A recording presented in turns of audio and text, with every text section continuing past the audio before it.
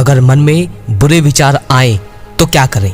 अगर आपके मन में हर समय अश्लीलता से भरे विचार आते हैं या आपका मन हर समय कुछ ऐसा सोचता है जो आप चाहते हैं कि वो आपको नहीं सोचना चाहिए, तो बुद्ध से समझिए कि कैसे आप इस समस्या को खत्म कर सकते हैं। अब वीडियो को पूरी ध्यान से और संयमता से देखना। सत्य का पर्दा ही तुम्हें मुक्त कर सकता है। खामखा मोटिवेशन तुम में सिर्फ आग पैदा कर सकती है। 10, 15 या 30 दिन या 6 महीने कंट्रोल करवा सकती है, लेकिन आंखें जो खुलेंगी वो सत्य से ही खुलेंगी। तो शुरू करते हैं।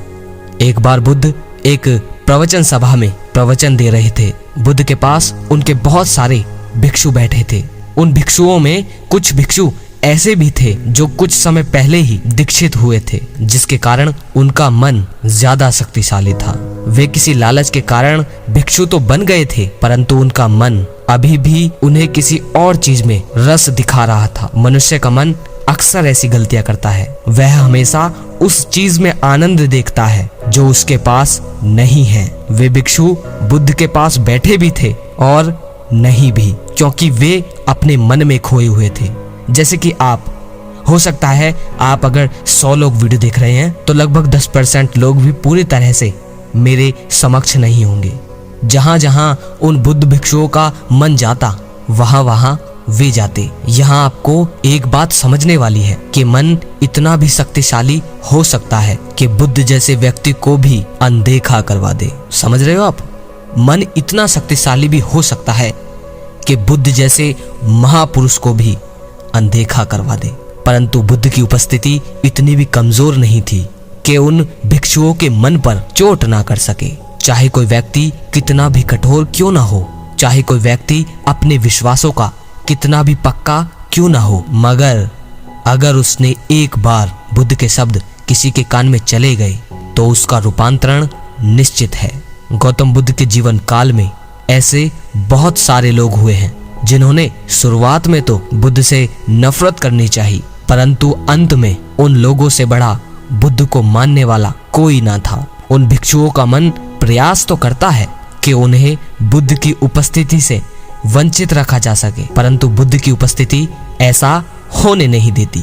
बुद्ध बोलते बोलते अचानक चुप हो जाते हैं। वहां बैठे बैठे सभी भिक्षुओं के मन में यह प्रश्न उठता है कि बुद्ध बोलते बोलते अचानक चुप क्यों हो गए। सभी लोगों का मन हर जगह से हटकर इस प्रश्न पर केंद्रित हो जाता है। बुद्ध मुस्कुराते हैं और कहते हैं, मेरे प्रिय भिक्षुओं, यह जीवन बहुत कीमती है। इसकी कीमत हमें तब समझ आती है जब यह हमारे पास बहुत थोड़ा बचता है। इसलिए तुम्हारे भीतर जो भी प्रश्न है, जैसा भी प्रश्न है, वह तुम मुझसे अभी पूछ लो। क्या पता कल पूछना संभव हो या ना हो। बुद्ध की बात सुनकर वे जो नए भिक्षु थे, जो कुछ दिन पहले ही बुद्ध के पास दीक्षित हुए थे, उनमें से एक भिक्षु खड़ा होता है और बुद्ध के पास जा बुद्ध से कहता है, बुद्ध, मुझे समझ नहीं आ रहा है कि मैं आपसे इन प्रश्नों को कैसे पूछूं, परंतु क्योंकि कल का कोई भरोसा नहीं, इसलिए मुझे आज ही ये प्रश्न पूछने होंगे। क्या आप मेरे इन प्रश्नों के उत्तर देंगे? बुद्ध कहते हैं, तुम्हारा जो भी प्रश्न है, जैसा भी प्रश्न है, वह तुम पूछ सकते हो। वह भिक्षु पूछता है, बुद्ध, मैं सोचता था कि भिक्षु बनने के बाद मेरे मन से सभी बुरे विचार खत्म हो जाएंगे, परंतु ऐसा नहीं हुआ। मेरे मन में अभी भी बुरे विचार आते हैं। मेरा मन अभी भी अश्लीलता में रस लेता है। मैं क्या करूं? बुद्ध उत्तर देते हैं, यदि तुम्हारा मन अभी अश्लीलता में ही रस पाता है और तुम्हें लगता है कि तुम्हारे लिए वही सही है, ध्यान देना मेरे भाइयों, उन्होंने कहा कि अगर अभी तुम्हारा मन उन्हीं चीजों में रस ले रहा है और तुम्हें लगता है कि तुम्हारे लिए वही सही है, तो तुम वापस जा सकते हो। मैं तुम्हें नहीं रोकूंगा, क्योंकि मेरा उद्देश्य तुम्हें बांधना नहीं है, बल्कि तुम्हें मुक्त करना है। कोई व्यक्ति भिक्षु इसलिए बनता है क्योंकि वह हर चीज की व्यर्थता को देख लेता है। वह देख लेता है कि काम वासना, लालच, अहंकार ये ऐसे कुएं हैं जो कभी भी नहीं बढ़ सकते। वह चारों तरफ देख लेता है कि हर व्यक्ति इन कुओं को भरने में लगा है, परंतु कोई भी आज तक इन कुओं को भर नहीं पाया है। जब किसी व्यक्ति को लगता है कि कोई चीज इस जीवन को पूरा नहीं कर सकती, तब वह सब कुछ त्यागना चुनता है, तब वह भिक्षु बनना चुनता है।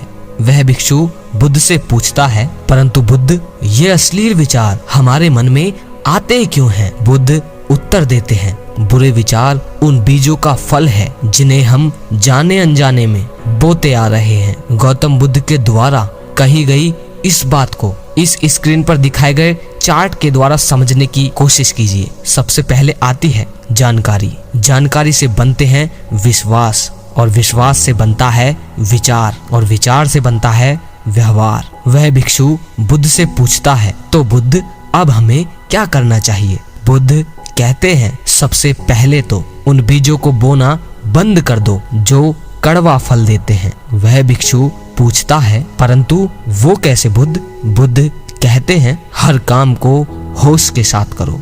पहले हर काम को बेहोशी में करते थे, अब पूरे होश के साथ करो। यहाँ पर एक बात समझनी जरूरी है कि होश का अर्थ यह नहीं है कि आप हर काम को अजीब तरह से करने लगे। होश का अर्थ है कि आपको पता होना चाहिए कि आप किसी काम को आखिर क्यों कर रहे हैं और उसका लाभ क्या है। अपने जीवन में बहुत सारे काम हम ऐसे करते हैं जिनका हमें पता ही नहीं होता कि हम वह काम कर क्यों रहे हैं, और उन कामों को करने का लाभ बहुत क्षणिक होता है। बुद्ध कहते हैं, हर चीज को सम्यक रखो, चाहे वह सुनना हो, बोलना हो या फिर देखना हो, क्योंकि ये 5 इंद्रियां मन के द्वार हैं। इन द्वारों से ही मन को भोजन मिलता है। जितना ज्यादा हम मन को गलत भोजन देंगे, उतना ज्यादा हमारा मन शक्तिशाली हो जाएगा। इसलिए मन को उतना ही भोजन देना है जितना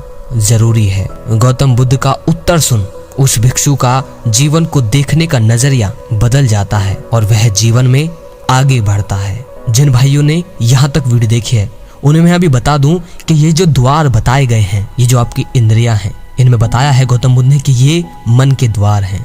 आपने देखा होगा जब आप सिर्फ मन की सुनते हो, आपको पता नहीं होता मन क्या करवा रहा है। हम सब चीज देख रहे हैं, सब चीज मजे की कर रहे हैं, तो धीरे धीरे मन की जो शक्ति है वो मजबूत होती है।